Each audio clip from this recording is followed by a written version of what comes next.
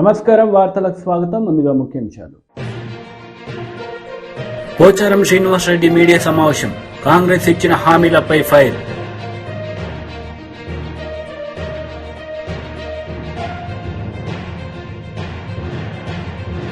MP Vemireddy Prabhakar Reddy, మంత్రి Kakani Govardhan Reddy press meet. ఇరు పార్టీలపై ఫైట్.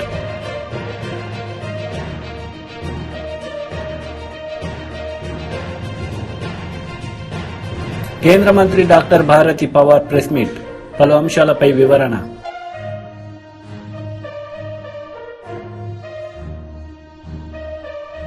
డిప్యూటీ సీఎం బట్టి విక్రమార్క మీడియా సమావేశం నిర్వహించారు. ఈ సందర్భంగా ఇరు పార్టీలపై ఆయన మండిపడ్డారు.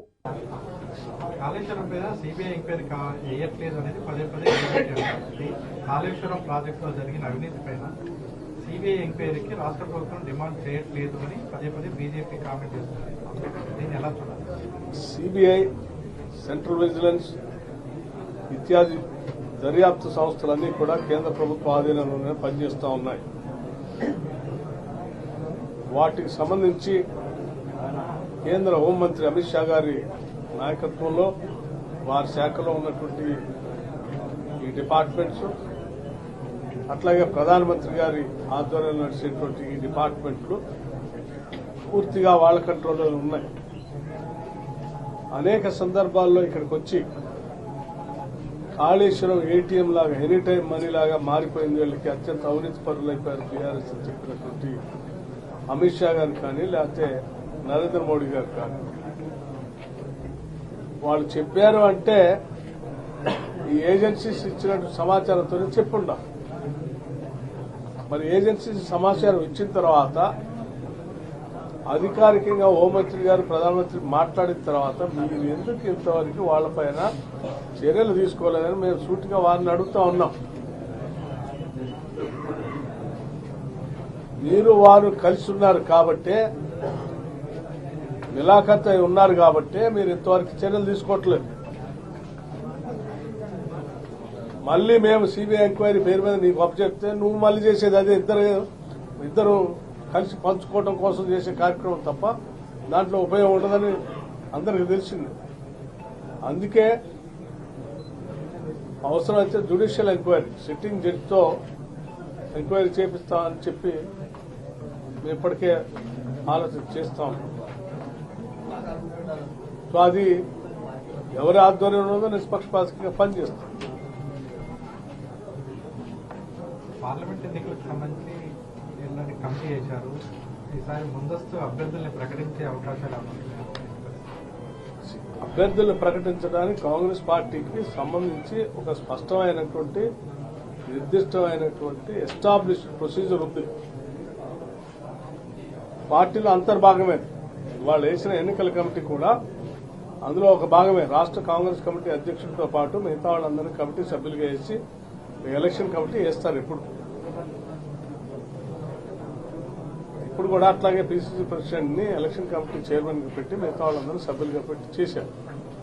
ఆ తర్వాత అది అయిపోయిన తర్వాత మళ్లీ ఆ స్క్రీనింగ్ కమిటీ ఉంటుంది. స్క్రీనింగ్ కమిటీ అయిన తర్వాత సెంట్రల్ ఎలక్షన్ కమిటీ ఉంటుంది, పార్లమెంటరీ బోర్డు, వాళ్ళందరూ కలిసి అభ్యర్థులను ప్రకటిస్తారు. సమయానికి అనుగుణంగా వాటి నిర్ణయాలు జరుగుతాయి.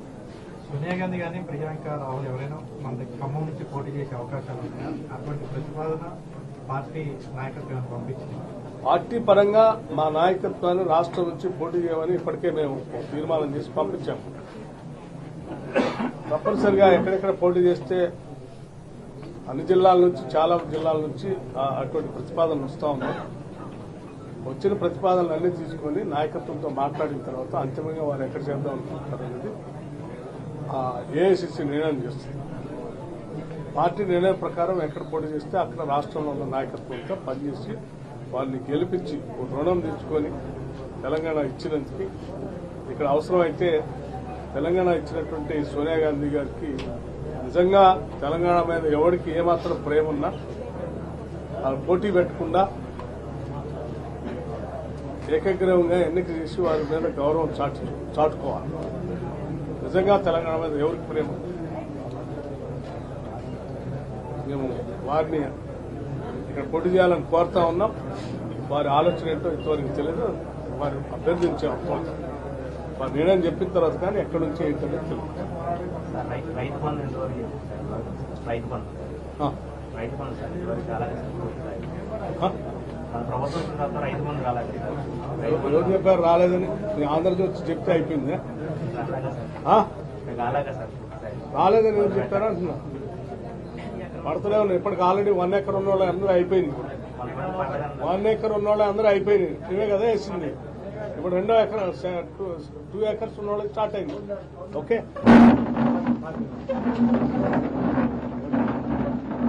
కింద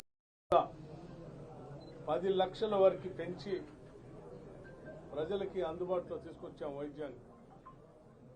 కుటుంబం 10 లక్షల వరకు. ఎంపీ వేమిరెడ్డి ప్రభాకర్ రెడ్డి, మంత్రి కాకాని గోవర్ధన్ రెడ్డి ప్రెస్ మీట్ నిర్వహించారు. ఈ సందర్భంగా పలు అంశాలపై వారు మాట్లాడారు.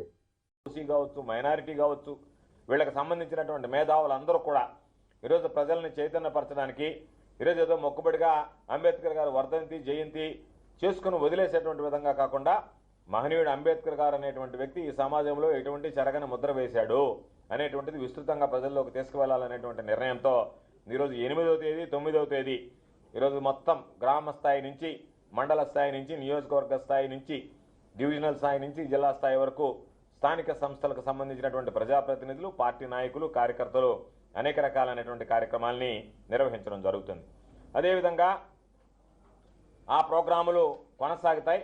8, 9 ఏదైతే పార్టీ నాయకులు ప్రారంభిస్తారో ఆ కార్యక్రమాలు మొత్తం కొనసాగుతాయి. ఆ తర్వాత ప్రభుత్వ బాధ్యత కూడా ఉండాలి. రాజ్యాంగాన్ని రచించినటువంటి బిఆర్ అంబేద్కర్ గారికి అన్ని వర్గాల నుంచి, అన్ని శ్రేణుల నుంచి, అన్ని విధాలా కూడా అది చర్చ జరగాల్సినటువంటి అవసరం ఉంది. ఆయన సేవలను గుర్తించాల్సినటువంటి అవసరం ఉంది అనేటువంటి లక్ష్యంతో ఈరోజు 8వ తేదీ నుంచి వాళ్ళకి సంబంధించినటువంటి కార్యక్రమాలు ఈరోజు ప్రభుత్వ పరంగా కూడా ప్రారంభించడం జరుగుతుంది.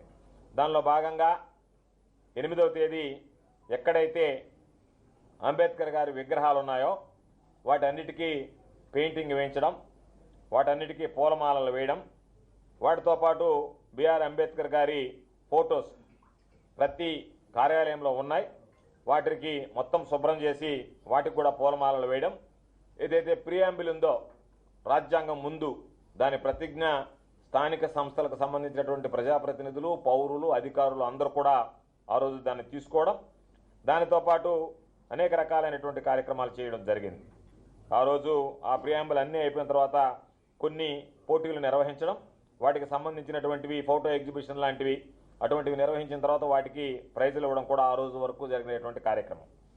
9వ తేదీ అనేక రకాలైనటువంటి చర్చా వేదికలు ఏర్పాటు చేసి ఆ చర్చా వేదికల్లో అన్ని రకాలైనటువంటి కాంపిటీషన్స్, అంటే పాటలు పాడొచ్చు, అక్కడ ఫ్లెక్స్లు ఏర్పాటు చేస్తారు, బ్యానర్లు, దాని మీద వాళ్ళ అభిప్రాయం రాసి సంతకం పెట్టచ్చు.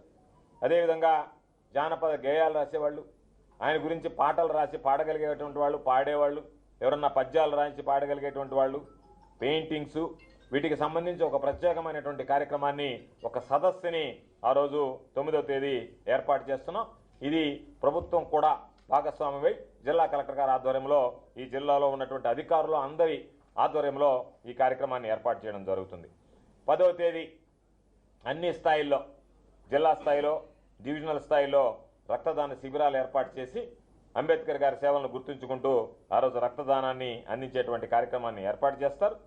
11వ తేదీ జిల్లా స్థాయిలో ఫోటో ఎగ్జిబిషన్ ఏర్పాటు చేసి ఆయన ఈ సమాజానికి చేసినటువంటి సేవలు, ఆయన ఎదుర్కొన్నటువంటి అనేక సంఘటనలు, దాని ద్వారా ఈ సమాజం స్ఫూర్తిని ఏ విధంగా పొందిందనేటువంటిది ఈరోజు వాటికి సంబంధించినటువంటి ఫోటోలన్నీ కూడా సేకరిస్తున్నారు.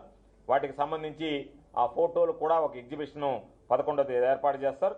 దీనితో పాటు 2 కేటగిరీల కింద జిల్లా కలెక్టర్ గారు ఈరోజు 12 నుంచి 15 సంవత్సరాలు ఉన్నటువంటి వాళ్ళు ఒక కేటగిరీ, 16 నుంచి 18 ఉన్నటువంటి వాళ్ళు ఒక కేటగిరీతో వాళ్ళకి ఎస్ఏ కాంపిటీషన్స్ కూడా ఈరోజు నిర్వహించి, ఎలెక్టివ్ కాంపిటీషన్స్ ఉంటాయి, ఎస్ఏ కాంపిటీషన్స్ ఉంటాయి, క్విజ్ ఉంటుంది.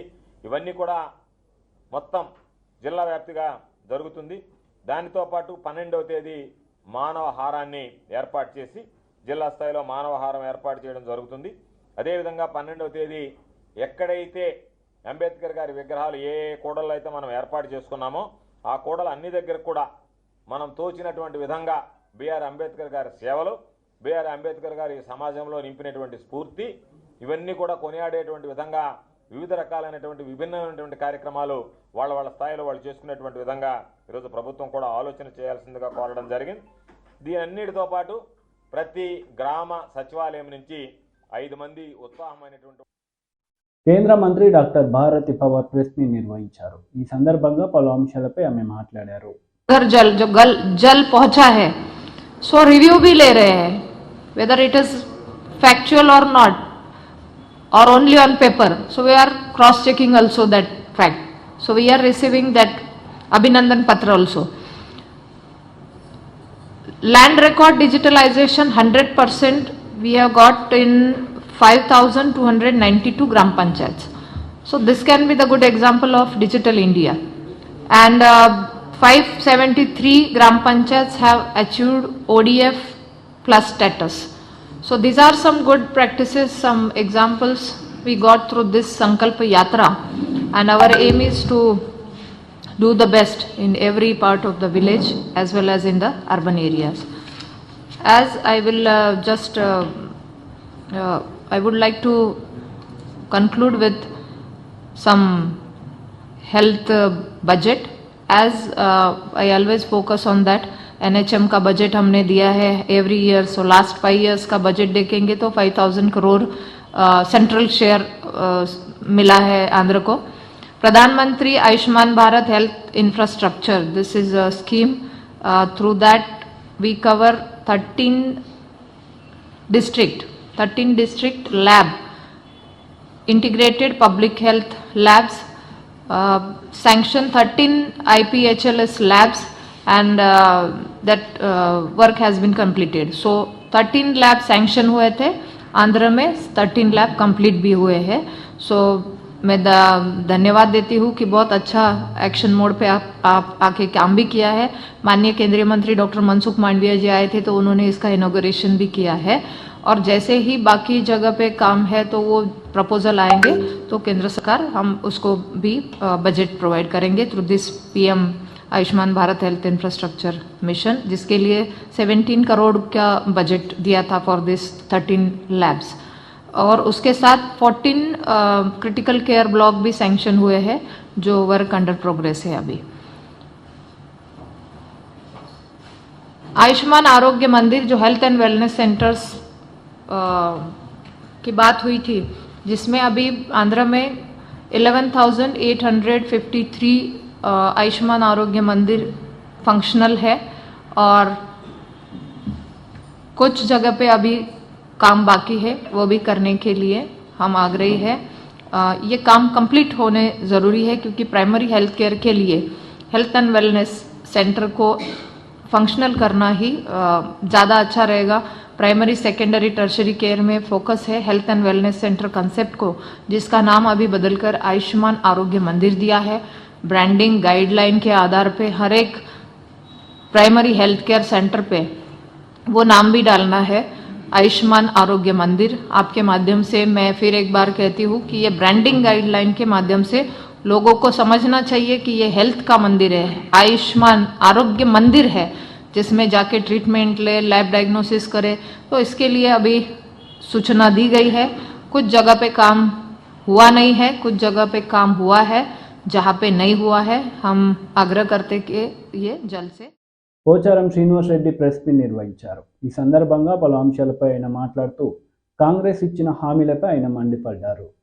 సరే, దానికి టైం పడుతుంది, ప్రణాళిక తయారు చేయాలి, దానికి ఎస్టిమేట్ తయారు చేయాలి, దానికి కొంత టైం తీసుకుంటుంది. ఇవన్నీ దీనికి ఇమీడియట్గా అటెండ్ చేసేటువంటి సమస్యలు చెప్పేది నేను. 10,000 రూపాయలు ఇవ్వండి,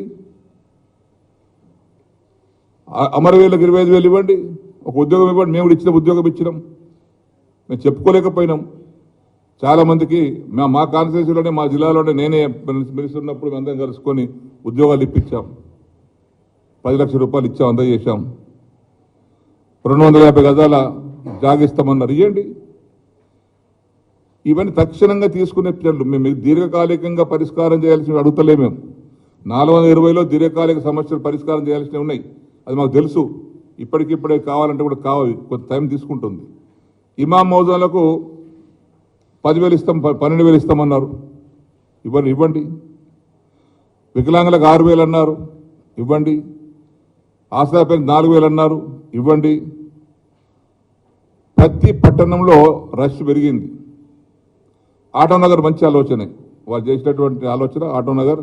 ఎందుకంటే ట్రాఫిక్ జామ్ అవుతుంది, యాక్సిడెంట్లు అవుతూ ఉన్నాయి, ప్రమాదాలు అవుతూ ఉన్నాయి ప్రతి పట్టణంలో. ఆటోనగర్ పెట్టించండి, స్థలం సేకరించండి. ఇకపోతే ఇక కళ్యాణ లక్ష్మికి మేము 1,00,000 నోటు ధరిస్తే వాళ్ళు తులం బంగారం అన్నారు. ఇవ్వండి, తులం బంగారం తీసుకొచ్చి స్టాక్ పెట్టండి. మండల కొద్ది స్టాక్ పెట్టి అక్కడ పెట్టిన తర్వాత ఆ ₹1,00,000 ఇప్పుడు దరఖాస్తులు వస్తున్నాయి. ఆ ₹1,00,000 వస్తున్నాయి కానీ ఎక్కడ తుల బంగారం సంగతి చెప్తలేరు, ఎక్కడ నాయకులు మాట్లాడతలేరు. తర్వాత ఇందిరమ్మ కానుకనట. అదేవిధంగా మాజీ సర్పంచులకు ₹15,000 మాజీ వార్డు మెంబర్లకు గౌరవ వేతనం ఇవ్వండి. మళ్ళీ సర్పంచులకు, ఎంపీటీ, జడ్పీటీలకు వేతనం, గౌరవ వేతనం పెంచుతామన్నారు, పెంచండి. ఇవన్నీ ఏమీ లేదు. అంటే నేను చెప్పేటి అన్ని తక్షణంగా గవర్నమెంట్ తీసుకునేటువంటి యొక్క నిర్ణయం తీసుకునేటువంటి అంశాలు ఇవన్నీ. ఇంకా చాలా అంశాలు ఉన్నాయి కానీ అది పెద్దగా ఉన్నాయి, టైం పడుతుంది. కాబట్టి ఈరోజు మేము అడిగేది ఒకటి, ప్రభుత్వానికి మాటలు చెప్పడం కాదు, పనిచేసి చూపియండి. కేవలం ప్రజలు మోసం చేయకండి. ఇందిరమ్మ ఇండ్లు అన్నారు, నేను మొన్న అసెంబ్లీ చెప్దాం అనుకున్నా. నా కాన్స్టిట్యున్సీలో ఇందిరమ్మ ఇండ్ల పేరుతోటి గతంలో రాజశేఖర రెడ్డి గారు ముఖ్యమంత్రి ఉన్నప్పుడు ఇందిరమ్మ ఇండ్లు అని చెప్పి శాంక్షన్ చేశారు. దాదాపు ఒక 15-16 వేల ఇళ్ళు మంజూరు చేశారు. అందులో 10% కట్టలే, నాట్ ఈవెన్ 10% కట్టలే, 90% బోగస్, కట్టకుండా బిల్లు చెప్పుకున్నారు. నా కాన్స్టిట్యూన్సీ జైలుకు పోయినరు, నాయకులు జైలుకు పోయినరు, ఉద్యోగస్తులు డిస్మిస్ అయ్యారు. పాపం ఉద్యోగం పోయింది వాళ్ళది. మళ్ళా ఇందిరమ్మ ఇల్లు నా విధంగా కానియకండి. మళ్ళీ ఇందిరమ్మ పేరే పెట్టారు 5 లక్షల స్కీమ్ కోసం. పేదవాళ్ళు గుర్తించండి, న్యాయమైనటువంటి వారిని గుర్తించండి, అర్హులను గుర్తించండి, వారికి అలాట్ చేయించండి. కట్టిస్తారా కట్టించండి, వాళ్ళు ఎట్లుండో విధి విధానాలు తయారు చేయండి. ఇక విధి విధానాలు తయారు కాలేదు. కాబట్టి నేను ఒకటే అడుగుతున్నాను ఈ ప్రభుత్వానికి, ఈ యొక్క స్వయం ప్రజాపాలన అన్నారు, ఏం చేశారు, ఏం సాధించారండి? 1,20,00,000 దరఖాస్తులు వచ్చినాయి నేటికి. ఈరోజు అయిపోయింది, నిన్నటికి క్లోజ్ అయిపోయింది. ఇందులోనే మీరే రాశారు ఒక అంశంలో ఏమని, చేయూత పథకం కింద ప్రస్తుతం పెన్షన్ పొందుతున్న వారు దరఖాస్తు చేయాల్సిన అవసరం లేదు అన్నారు. వారితో దరఖాస్తు తీసుకున్నారు, క్యూలో పడి పాపం ఇబ్బంది పడ్డారు. ఈరోజు రైతు బంధు, దాని దరఖాస్తు అవసరం ఉందండి? పోయిన గవర్నమెంట్ రైతు బంధు ఇచ్చిన దరఖాస్తు తీసుకున్నామా? రైతు బీమా దరఖాస్తు తీసుకున్నామా? పెన్షన్ దరఖాస్తు తీసుకున్నామా? కళ్యాణ లక్ష్మి దరఖాస్తు పెట్టుకుంటూ ఇచ్చేసినాం. దానికి అర్హత కానీ లేకపోతే దరఖాస్తు ఇవ్వండి ముందు మీరు గుర్తిస్తాం, ఇవన్నీ ఎక్కడ జరగలేదు. అంటే ఇది కేవలము కాలయాపన కోసమే, తక్షణమే ఇవ్వటానికి తప్పించుకోవడానికి చేసేటువంటి కార్యక్రమాలు. ప్రభుత్వం చేతగంతనాన్ని నిరూపించుకోవాల్సి వస్తుందని ఇవన్నీ తప్పుదో పట్టిస్తూ ఉన్నారు. ఇది ఒక 6 మాసాలు జరిపిస్తారు ఇట్లనే ఈ ప్రజాపాలన. ఇందులో దరఖాస్తుదారు వివరాలు వగరా వగరా కుస్తీ పట్టారు. పాపం బ్లాక్లో కొన్నారు లబ్ధిదారులు. మహాలక్ష్మి పథకం 2,500 అర్జెంటుగా ఇవ్వండి. ఎంతమందికి ఇస్తారో చెప్పండి, దీని మీద స్పష్టత లేదు. 2,500 ఇంటికి ఒకటి ఇస్తారా, లేక ఇంటి ఉన్నటువంటి ప్రతి ఆడబిడ్డకి ఇస్తారా, దానికి క్లారిటీ లేదు. ఇంట్లో 4 కోడలు ఉంటారు, 2 బిడ్డలు ఉంటారు, 18 ఏళ్ళు దాటిన వారు, అందరికి ఇస్తారా? ఇవ్వండి, సంతోషంగానే కుటుంబం బాగుపడతాయి. గ్యాస్ సిలిండర్ ఇప్పటికి ఇంకా కనెక్షన్ 500కి ఇప్పించలేదు. రైతు భరోసా అయితే ఇంక ఇప్పటికి దిక్కులేదు, 10,000 రూపాయలు ఇస్తలేరు. ఇదిగో చెప్పాను, ఇంధనం బిల్లు సంగతి చెప్పాను. ఇవన్నీ కూడా గృహజ్యోతి 200 యూనిట్లు మాఫ్, సోనియా గాంధీ గారు చెప్పారు, మొత్తం 200 యూనిట్లు మొత్తం మాఫ్. ఇలా బిల్లు వస్తున్నాయి. నేను ఇలా పేపర్లో టీవీలో చూశాను. ఒక ఇంటికి బీజేపీ మహిళా లీడర్ డీకే అరుణ ప్రెస్ మీట్ నిర్వహించారు. ఈ సందర్భంగా పలు అంశాలపై ఆమె మాట్లాడారు. జూలై 14వ తేదీ నాడు గోదావరిలో వచ్చినటువంటి భారీ వరదలకు కాళేశ్వరం సమీపంలో ఉన్నటువంటి Lakshmi pump house, Annaram pump house మొత్తం నీట మునిగిపోయినాయి. ఆ ప్రాంతాల్లో ఉన్నటువంటి పొలాలన్నీ కూడా చాలా వరకు వేల ఎకరాల్లో పంటలు నీట మునిగిపోయినాయి. పెద్ద ఎత్తున ఆ పంప్ హౌస్ లో నీట అంటే మొత్తం నీటిలో మునిగిపోవడానికి కారణమంతా కూడా నిర్మాణంలో ఉన్నటువంటి లోపం వల్లనే, నిర్మాణంలో ఉన్నటువంటి నాణ్యత లోపం వల్లనే, డిజైన్ లోపం వల్లనే అనేటటువంటి అనేక ఆరోపణలు ఆ రోజు మనం ఆ ప్రభుత్వం పైన చేయడం జరిగింది. ఆ సందర్భంగా లక్ష్మీ పంప్ హౌస్ లో మొత్తం 17 మోటార్లు నీట మునిగిపోయినాయి. దాంట్లో 7 మోటార్లు పూర్తిగా దెబ్బతిన్నాయి అన్నాడు. 3 మోటార్లు పూర్తిగా దెబ్బతిన్నాయి, 7 మోటార్లు మొత్తం ధ్వంసమైపోయినాయి. దాదాపు 2000 కోట్లకు పైగా నష్టం జరిగిందని చెప్పి పెద్ద ఎత్తున ఆ రోజు అందరం కూడా మాట్లాడడం జరిగింది. మరి మొన్న 2023 ఎలక్షన్ల ముందు, జస్ట్ ఎలక్షన్ల ముందు అక్టోబర్ 21వ తేదీన మేడిగడ్డ బ్యారేజ్ పైనటువంటి వంతెన ఏదైతే కుంగిపోయింది, బ్యారేజీలో ఉన్నటువంటి 7వ బ్లాక్ లో 19th పిల్లర్ 21 పిల్లర్ల మధ్యలో వంతెన కుంగి కిందికి దిగిపోయింది.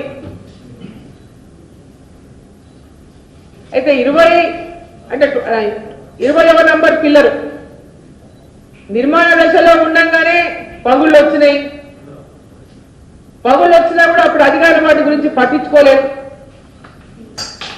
పెద్ద ఎత్తున మీడియాలో ప్రచారం జరిగింది, దాని గురించి కూడా అన్నాడు. మరి బ్యారేజీ కొమ్మడంతో రోజు కాళేశ్వరం ప్రాజెక్టు లిఫ్ట్ ఇరిగేషన్ కి ఈరోజు బ్రేక్ బట్టలు అయిపోయింది. నవంబర్ 1వ తేదీ 2023న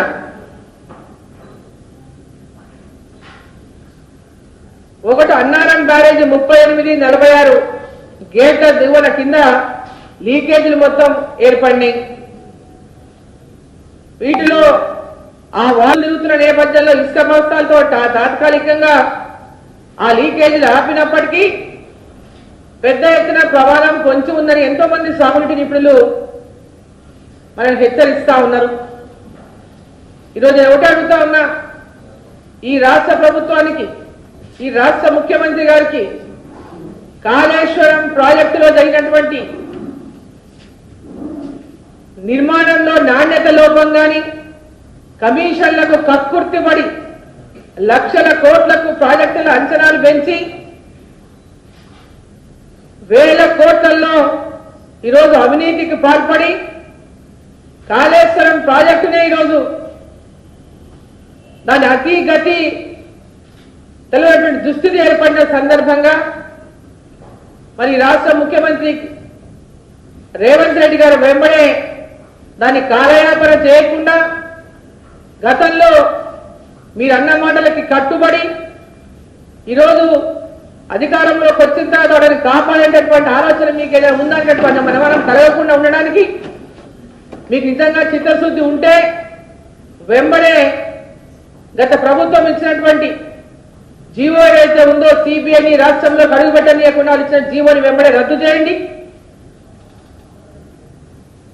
సిబిఐ రాష్ట్రంలోకి వచ్చి ఎక్కడ ఇలాంటి అవినీతి జరిగినా వాటిని ఎంక్వైరీ చేసేటటువంటి విధంగా జీవోలో మార్పు తీసుకురండి. నూతన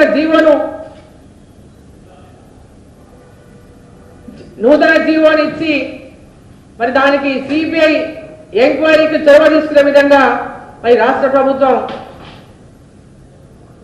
దీంట్లో ముందుకెళ్లాలని చెప్పి సందర్భంగా నేను కోరుతా ఉన్నా.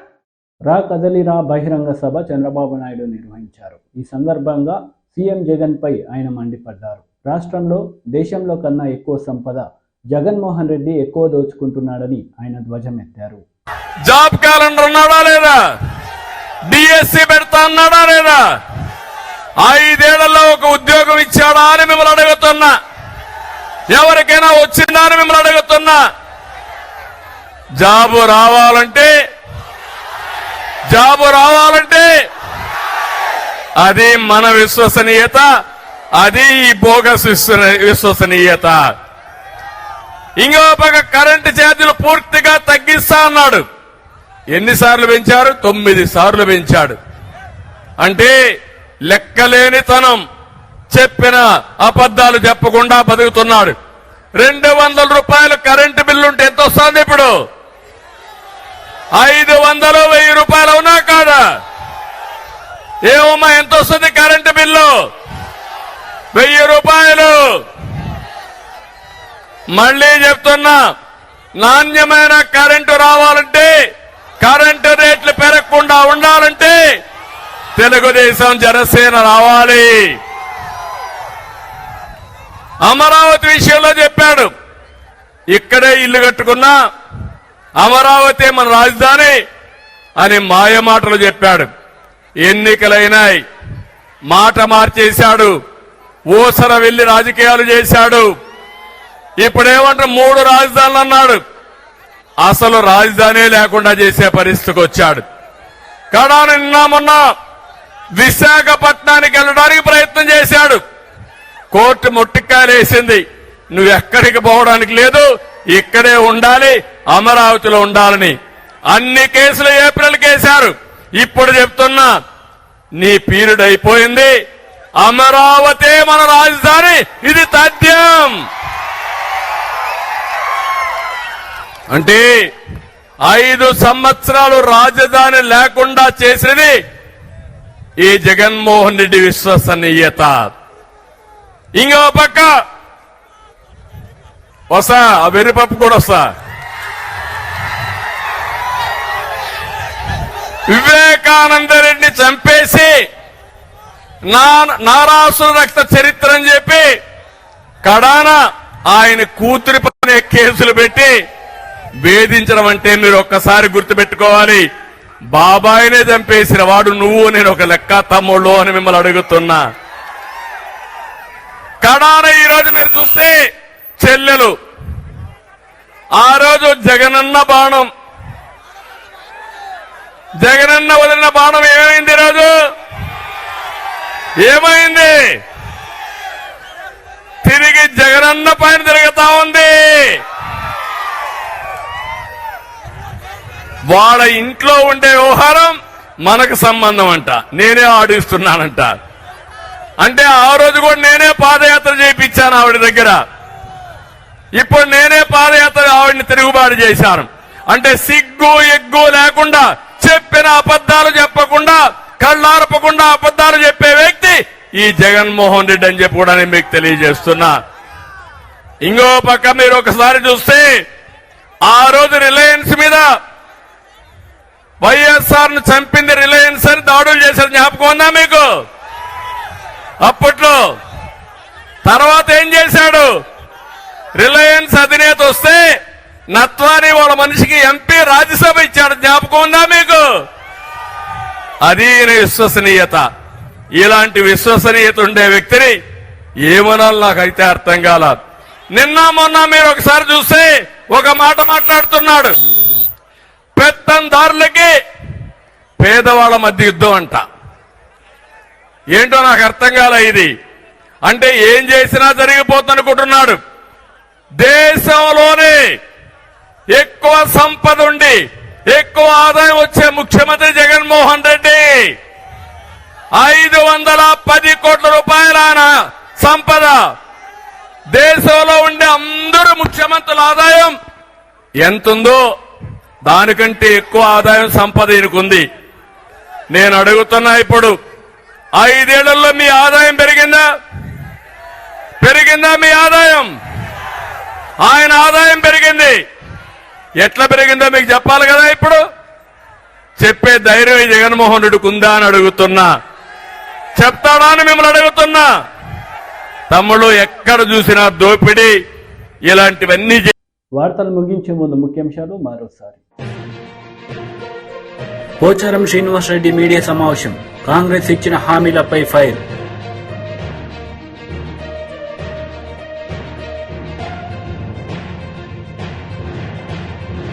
ఎంపీ వేమిరెడ్డి ప్రభాకర్ రెడ్డి, మంత్రి కాకాని గోవర్ధన్ రెడ్డి ప్రెస్ మీట్, ఇరు పార్టీలపై ఫైట్.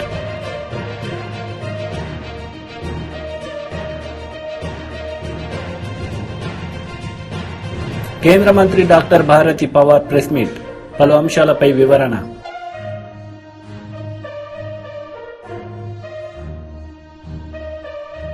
ఈ వార్తలు ఇంతటితో సమాప్తం. తిరిగి ప్రసారమయ్యే వార్తల్లో మళ్ళీ కలుద్దాం. అంతవరకు సెలవు. నమస్తే.